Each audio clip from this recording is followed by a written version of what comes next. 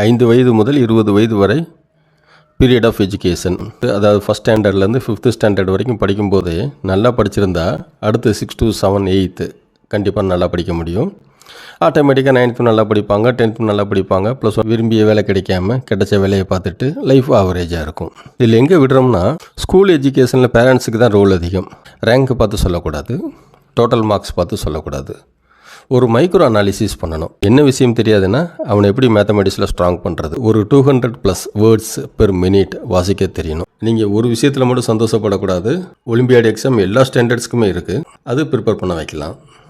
அடுத்து NTSCன்னு சொல்கிறாங்களே, ஆவரேஜ் ஸ்டூடெண்ட்ஸை மோர் தென் ஆவரேஜாக மாற்றணும். மோர் தென் ஆவரேஜ் ஸ்டூடெண்ட்ஸை 2 செஷனாக பிரிச்சுக்கணும், மார்னிங் செஷன், ஈவினிங் செஷன். அதாவது ஃபிசிக்ஸ்ன்னு எடுத்துக்கிட்டிங்கன்னா அதில் ஒரு அனலிட்டிக்கல் டாபிக்ஸ் இருக்கும்.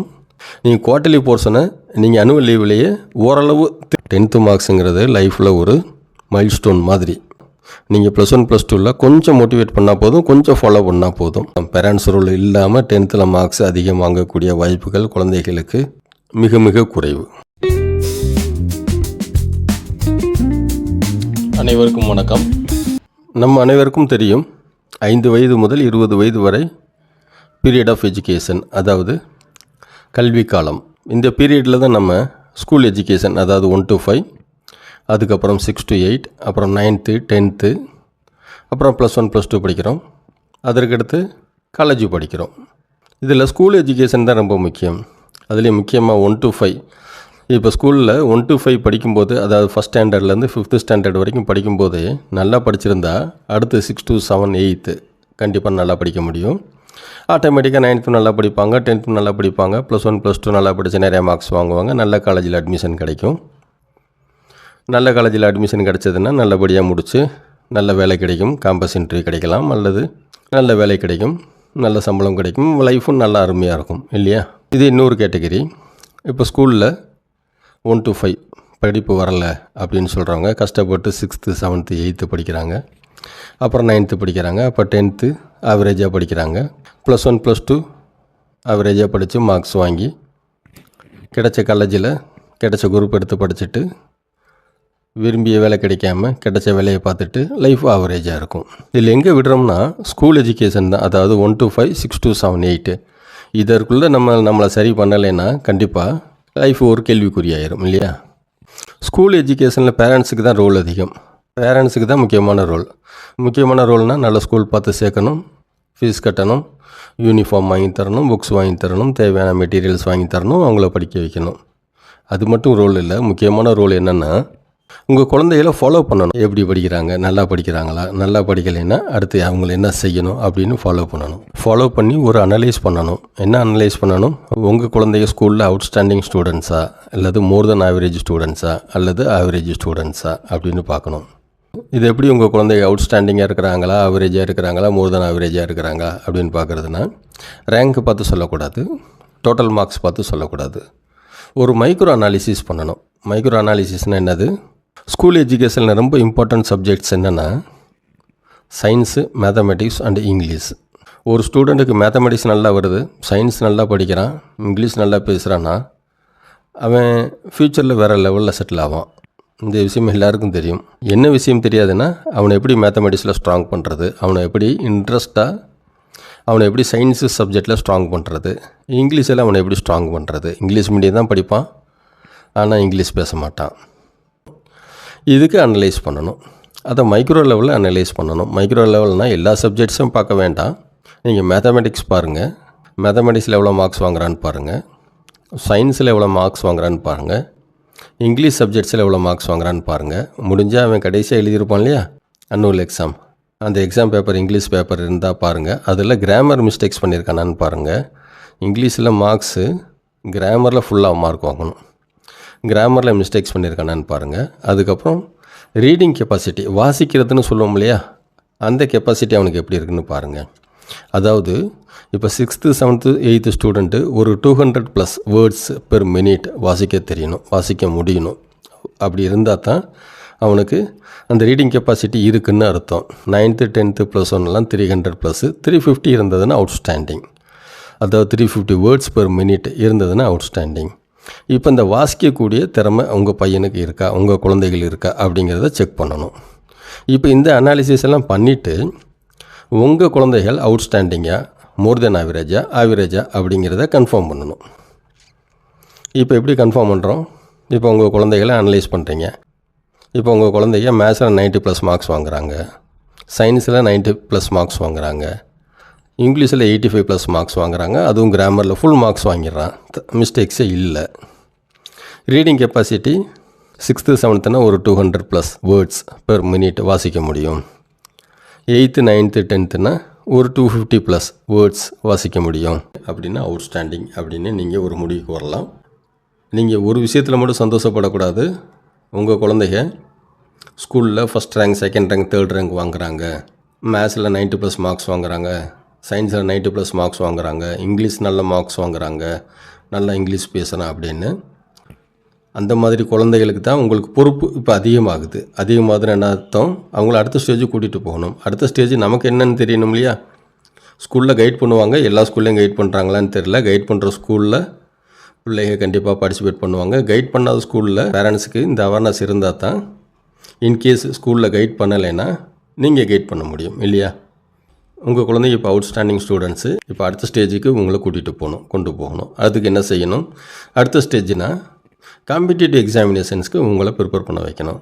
என்ன மாதிரி காம்படிட்டிவ் எக்ஸாமினேஷன் உங்களை ப்ரிப்பேர் பண்ண வைக்கலாம்? ஒலிம்பியாட் எக்ஸாம் எல்லா ஸ்டாண்டர்ட்ஸ்க்குமே இருக்குது. ரைட் ஃப்ரம் ஃபஸ்ட் ஸ்டாண்டர்டு அது ப்ரிப்பேர் பண்ண வைக்கலாம். அடுத்து NTSCன்னு சொல்கிறாங்களே, நேஷ்னல் டேலண்ட் சர்ச் எக்ஸாமினேஷன்ஸ், அது NCERTயே கண்டக்ட் பண்ணுறாங்க. அதுக்கு ப்ரிப்பேர் பண்ண வைக்கலாம். அதெல்லாம் பாஸ் பண்ணால் ஸ்காலர்ஷிப்பே தராங்க. பார்ட்டிசிபேட் பண்ண வைக்கணும். பாஸ் பண்ணுறோம், பாஸ் பண்ணலை, அட்லீஸ்ட்டு அவங்கள ப்ரிப்பேர் பண்ண வைக்கணும், பார்ட்டிசிபேட் பண்ண வைக்கணும், ப்ராக்ரஸ் பார்க்கணும். கண்டிப்பாக அதற்கு பலன் இருக்குது. அது மாதிரி இப்போ நீங்கள் மைக்ரோ லெவல் அனாலிசிஸ் பண்ணும்போது உங்கள் குழந்தைங்க 80 to 90 தான் மார்க்ஸ் வாங்குகிறாங்க மேத்தமேட்டிக்ஸில், சயின்ஸில் ஒரு அப்ராக்சிமேட்டாக 80 வாங்குகிறாங்க, கிராமரில் நிறையா மிஸ்டேக்ஸ் பண்ணுறாங்க அப்படின்னா மோர் தென் ஆவரேஜ்னு சொல்லலாம். நல்லா படிக்கக்கூடிய ஸ்டூடெண்ட்ஸ் தான், பட் உங்களை அவுட்ஸ்டாண்டிங்காக மாற்றணும் இல்லையா? அதே மாதிரி அனலைஸ் பண்ணும்போது உங்கள் குழந்தைங்க 70+ மார்க்ஸு, 75+ மார்க்ஸு மேத்தமேட்டிக்ஸ்லையும், 70+ மார்க்ஸு சயின்ஸ்லையும், கிராமரில் கொஞ்சம் மிஸ்டேக்ஸ் விட்டு 75+ மார்க்ஸு ஆவரேஜாக 75 மார்க்ஸ் வாங்குகிறாங்க. ரீடிங் கெப்பாசிட்டி 200+ தான் இருக்குது அப்படின்னா உங்களை ஆவரேஜ் ஸ்டூடெண்ட்ஸ்னு ட்ரீட் பண்ணலாம், சொல்லலாம். இப்போ இந்த ஆவரேஜ் ஸ்டூடெண்ட்ஸை மோர் தென் ஆவரேஜாக மாற்றணும்.